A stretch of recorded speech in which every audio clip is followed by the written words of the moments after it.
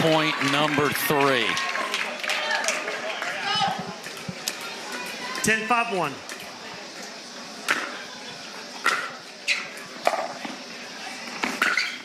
Full send, it goes deep, and it is Gabe and Fed who are going to play on Sunday. What a response to getting absolutely demolished in Game 2. After having Major League Pickleball events in back-to-back weeks, we just had a PPA, and guess what? This was just the first of 4 consecutive PPA tournaments. That's right. We are going back to back to back to back. That's actually insane, right? Anyways, as you saw in the intro, the Johns brothers continuing to lose. It's not just a Major League Pickleball thing. We'll do a little bit of a deep dive on that. Now, I don't have a full highlight package. I'm just going to be real. It's too much work, and there's too many of these damn tournaments. I can't do it every week. But go check out the Sorry Not Sorry podcast. He'll have you covered. So let's take a look at all the results. In men's singles, it was Connor Garnett taking home the gold. This is his second career gold medal. We had back-to-back podium appearances now for Chris Hayworth, who took gold in the last PPA. And notably, for both men's and women's singles, Ben and Annalee did not participate. They were out in Aspen, Colorado, doing an exhibition series for the PPA with some NHL players and tennis players. On the women's singles side, it was Brooke Buckner taking home the gold medal. She beat Kate Fahey in the championship match. Notably, Kate Fahey and Mari Humberg, who both made it to the podium, came all the way out of the qualifiers. Very impressive run. That's an awful lot of pickleball, especially singles. This is the first career PPA medal for Kate Fahey, and it comes on the heels of some success over on the APP Tour singles as well. In women's doubles, Annalee Waters and Catherine Brento did their thing.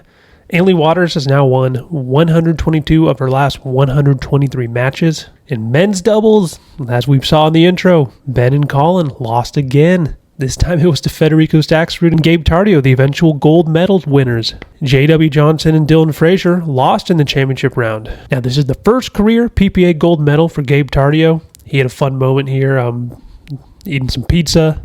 This is now 2 men's double golds for Federico Staksrud. In the last 3 events, he had 0 prior, and these all come after breaking up with Pablo Tellez on the men's double side. Now, do note that Pablo has also medaled since then and has a win over the Johns brothers of his own. It seems like this partnership shakeup was a good move on both of their behalves. Down in mixed doubles, not a whole lot to talk about. Ben and Annalee got it done. They're 47-1 on the year. It was pretty close in the final, actually. Went all 5 games. I feel like that's pretty rare for PPA Championship Sunday, having a 5-gamer. This was the 6th podium appearance of 2024 for J-Dub and Georgia Johnson, and Catherine Parento is no longer playing with Jack Sock moving forward. She partnered up with Federico Staksrud and was able to podium. Now, that also just seems like a good breakup. Both of those players probably expected to be doing a lot better than they were. In fact, if we take a look at her 2023 mixed doubles results, and then we look at her 2024 mixed doubles results, it's pretty clear that there's a little bit of a drop-off. Prior to this, the only medal this year came with Christian Alshon in the last event. So that's 2 consecutive events played without Jack Sock and 2 consecutive podiums for Catherine. Now, before we move on to some fun with charts, I want to give a shout out to a guy named Robert Slusky. He's an up-and-coming pro pickleball player from the Dallas, Texas area, grinding out qualifiers, trying to break through. In fact, you may have seen Robert this weekend without even realizing it. He made his Memes of Pickleball debut. I had a chance to catch up with him about his weekend, and I think it does a great job of highlighting just how hard it is to break through and how much of a grind it can be for these players and qualifiers. Now, just a quick recap on the PPA seeding process. Per the player handbook, if you are a PPA contracted player, you will automatically be placed in the main draw, and if you are not, you will be placed into the qualifying draw. So that's where Robert finds himself. Qualifying day, 8 a.m., singles. He's able to win his 3 matches pretty smoothly. Noon, mixed qualifier starts. He wins his first match comfortably, but then the next 2 matches each feature at least one long, grindy comeback. He ends up getting a 12-10, 11-1 win and an 11-8, 11-3 win. Now he's qualified for singles and mixed. That means paddle testing.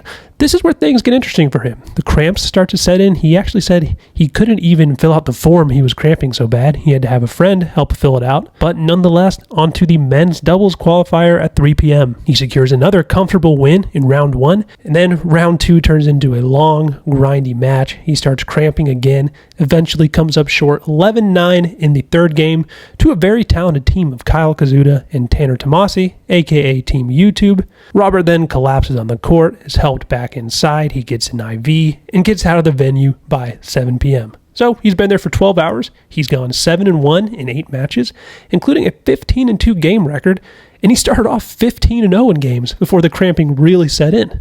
The next day in the main draw, direct quote, "I'm a shell of my former self, do a super small warm-up, go out to play, move like hot trash, and get destroyed."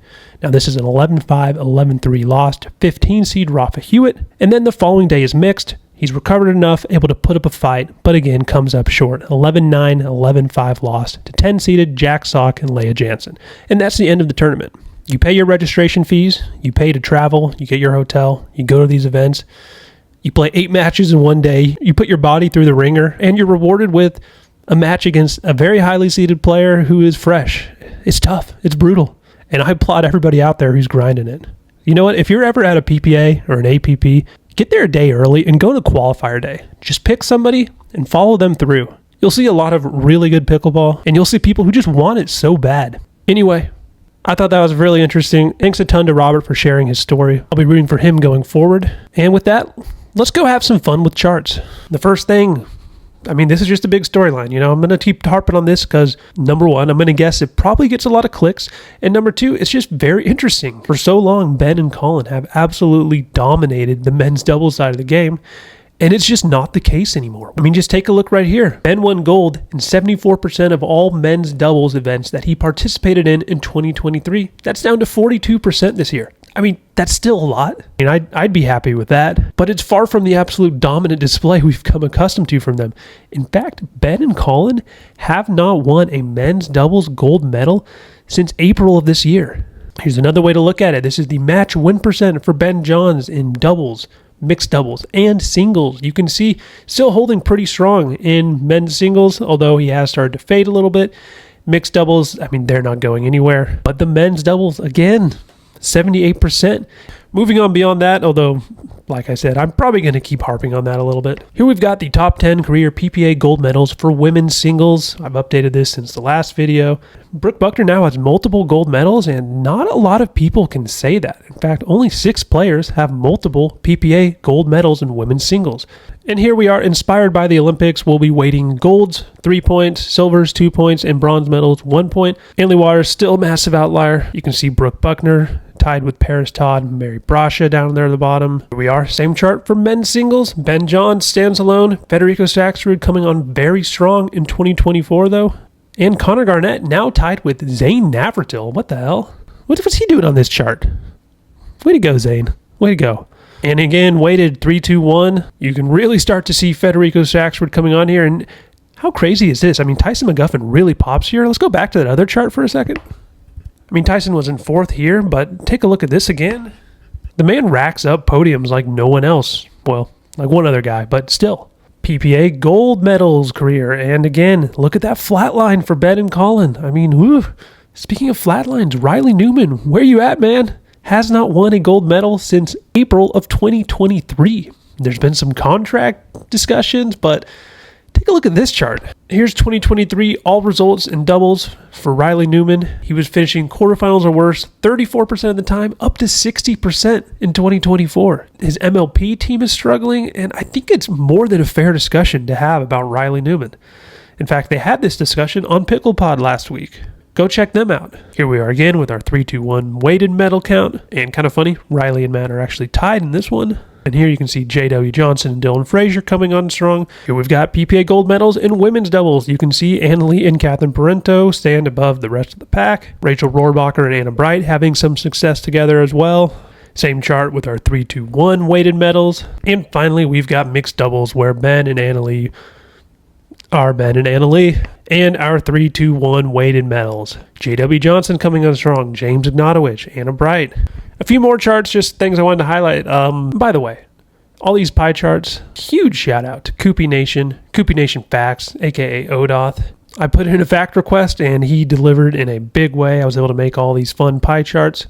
But anyway, yeah, Federico Staksrud emerging as a top player. Men's and mixed doubles, he has advanced to the quarterfinal or better 41% of the time in 2023. That is up to 78% in 2024. He's got his first career gold medals in doubles in 2024. Just take a look at the overall medal count for him in 2023 compared to 2024. He is on an absolute tear. These pie charts don't even include singles. Hayden Patriquin, another player we've got to keep an eye on. Only made it to the quarterfinals 16% of the time last year. Those days are long gone. He is making them 56% of the time in 2024, including his first career gold. He is beating the Johns brothers multiple times. He is now seeming like he is a podium mainstay. If there's anybody you want to see these pie charts made for next time, let me know in the comments. I've got the data. Once again, thanks to Koopy Nation. Now this week, sandwiched in between MLP and the PPA, there was also a convention. It was the first annual PickleCon. This was put on by the Triple Crown sports team and held at the Kansas City Convention Center. And since I'm such a big time deal, I sent a reporter out to cover this event. And by that I mean Andy, who you might have seen from a few of my backyard videos. Anyways, according to Andy, there were over 70 courts featuring NPL matches. There was open play, amateur tournaments going on. He was able to stop by several of the vendor booths, such as Selkirk, dropped in on a few panels, heard from industry leaders and entrepreneurs such as Swish, Score Pickleball, and Court Reserve, and at the end of the day, was able to get into some 4.0 open play before heading over to check out the PPA event across town. Sounds like he had a fun time, and next year they are hosting Pickle Week there, so be sure to put that on your calendar. We're now going to turn it over to Basil the dog, see what he has to say. Basil.